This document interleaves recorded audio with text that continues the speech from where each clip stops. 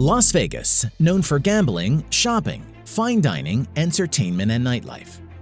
There are reportedly 136 casinos in Las Vegas. Majority of them are owned by two big companies, the MGM Resorts International and Caesars Entertainment. However, there are a few handful individuals that also own a number of casinos. The wealthiest among them is Sheldon Adelson, with a net worth of $31.1 billion. Shockingly, with the world going online, Sheldon is against online casinos. We will discuss why later in today's episode. In today's episode, we will discuss how the son of a taxi driver managed to create enormous wealth. Sheldon Gary Adelson. Adelson was born in 1933 and grew up in the Dorchester, Boston. His parents were hardworking individuals. They immigrated from Wales and Lithuania. His mother operated a small knitting shop. Young Adelson would sleep on the floor of a Boston tenement. Even though his father did not have any money, he did leave Adelson with advice. Never lie about anything. You have got to be honest. Maybe it is his honesty that makes him the most outspoken individual in Vegas. His father had a habit that affected the family. He was a gambler. At 12, Adelson borrowed $200 from an uncle and started selling newspapers on street corners. Adelson saved enough money to attend New York City College for Finance.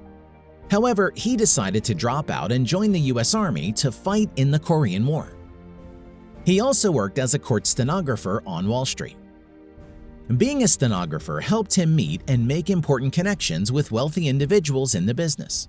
By now, he had saved enough money to invest in various businesses.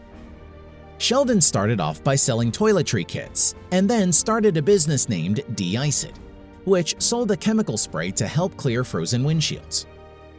His next venture was a startup business called the American International Travel Service. The business soon became a multi-million-dollar firm.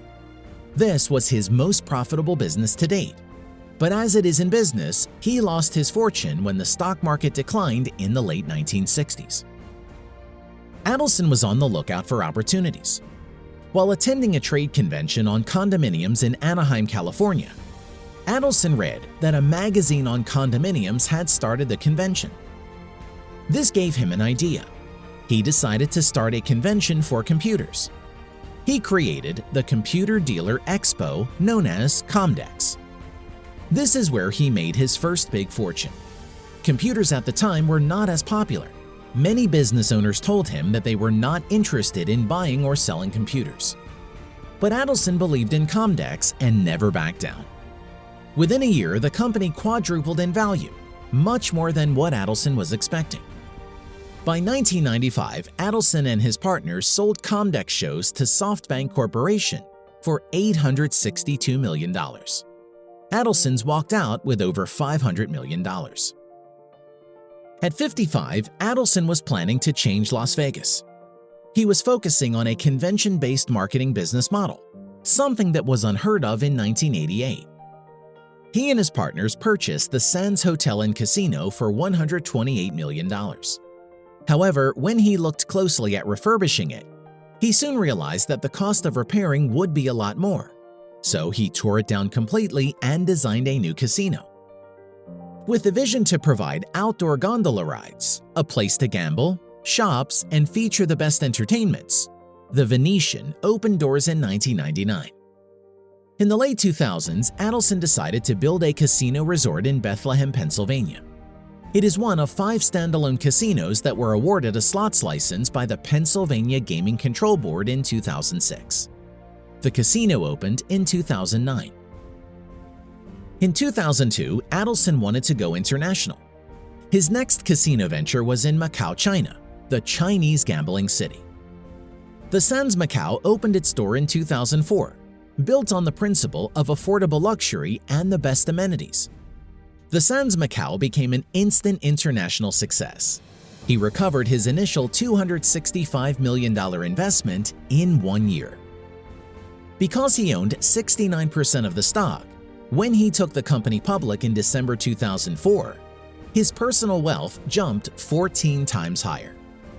Adelson was now the 3rd richest person in the U.S. In 2010, Adelson opened another casino resort in Singapore's Marina Bay, the Marina Bay Sands, for $5.5 billion. With 4 casino locations, you would think his next move would be to take casinos online. But Adelson is not a big fan of the online world when it comes to casinos. To understand why, we need to look at his childhood. Because his father was a gambler, he understands the effect gambling has on families.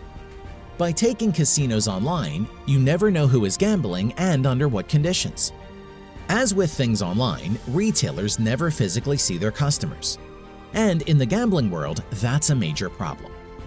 As gamblers could be minor, for that reason, Adelson believes that gambling should be kept away from the online world, away from minors. Today, Adelson and his wife Miriam Adelson are among the leading charity donors in the US. Sadly, one of Adelson's sons passed away due to drugs. For that reason, the couple support medical research facilities in the US and Israel. They have created a private school in Las Vegas that accepts students of all faiths and affiliations. Through hard work, Sheldon Adelson had become one of the wealthiest men in America. He did not allow his personal failures and setbacks to stop him from achieving his goals.